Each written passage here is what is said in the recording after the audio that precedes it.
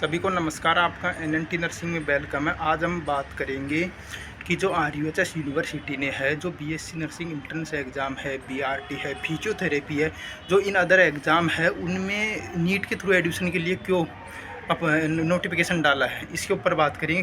क्या कारण है और हमें नीट के थ्रू फॉर्म भरना चाहिए या नहीं, और क्या कुछ चेंजेज हो सकता है क्या, इन सभी के ऊपर बात करेंगे। पहली बात तो मैं आपको बता दूं, यदि 5 मार्च तक कोई भी नोटिफिकेशन नहीं आता है, कोई भी अदर नोटिफिकेशन नहीं आता है कि नीट के थ्रू होगा या नहीं, 5 मार्च तक आप वेट कर लो। 5 मार्च तक यदि किसी प्रकार का नोटिफिकेशन नहीं आता है तो 5 मार्च के बाद आपको फॉर्म भर देना है नीट का। देखो, पहली बात तो इस चीज़ को आप विशेष तौर पर गौर करके ध्यान से सुनो कि 5 मार्च तक यदि नोटिफिकेशन नहीं आ रहा है कि चेंज होगा या आरयूएचएस अलग से एग्ज़ाम लेगा, तो इस प्रकार का किसी प्रकार का नोटिफिकेशन नहीं आता है तो आपको 5 मार्च को नीट का फॉर्म भर देना है। 5 मार्च तक वेट कर लो, फिर आपके पास 2 दिन बचेंगे ओनली नीट का फॉर्म भरने के लिए।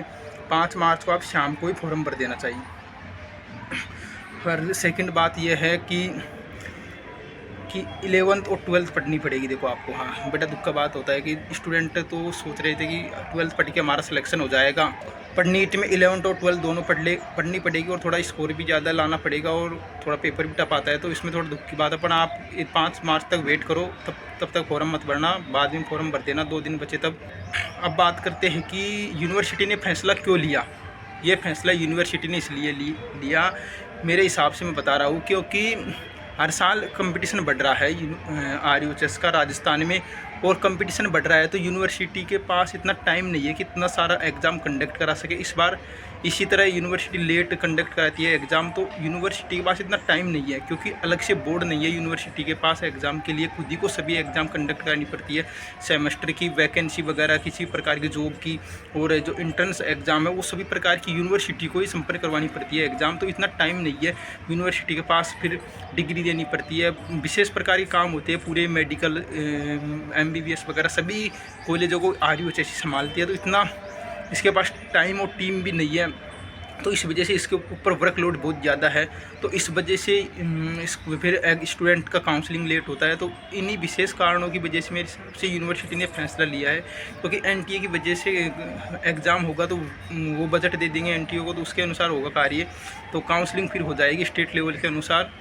तो इस हिसाब से यूनिवर्सिटी ने यूनिवर्सिटी के ऊपर जो वर्कलोड है, इसी की वजह से यूनिवर्सिटी ने एनटीए के जरिए नीट के थ्रू एग्ज़ाम करवाने की सोचा, मेरे हिसाब से मैं बता रहा हूँ। यही मेन कारण हो सकता है, और भी कुछ कारण हो सकते हैं। अभी यूनिवर्सिटी ने पब्लिश नहीं किया है कि किन कारणों की वजह से नीट के थ्रू हो जाएगा। यदि पब्लिश करती है तो सभी को पता चल जाएगा किन कारण नीट के थ्रू करवाता है। बट एक बात गलत है कि यूनिवर्सिटी को इस प्रकार अचानक चेंजेज नहीं करना चाहिए था। चेंजेज करना चाहिए थे तो पहले बताना चाहिए था। 5-7 दिन पहले नीट के फॉर्म बचे हैं, उससे पहले बताया है।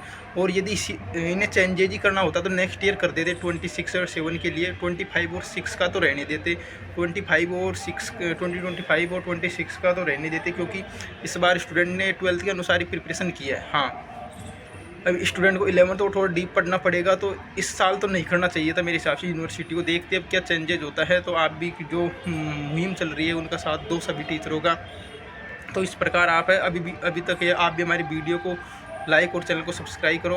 हमें भी आपके सपोर्ट की आवश्यकता है, और टेलीग्राम ग्रुप भी ज्वाइन करो आप, वहाँ पर ही मैं इन्फॉर्मेशन डाल देता हूँ। ये नोटिफिकेशन कल ही आ गया था, हाँ ये नोटिफिकेशन 28 फरवरी को आ गया था शाम को कल, तो उसी के बावजूद ये हुआ है। तो आप देखते रहो क्या क्या होता है।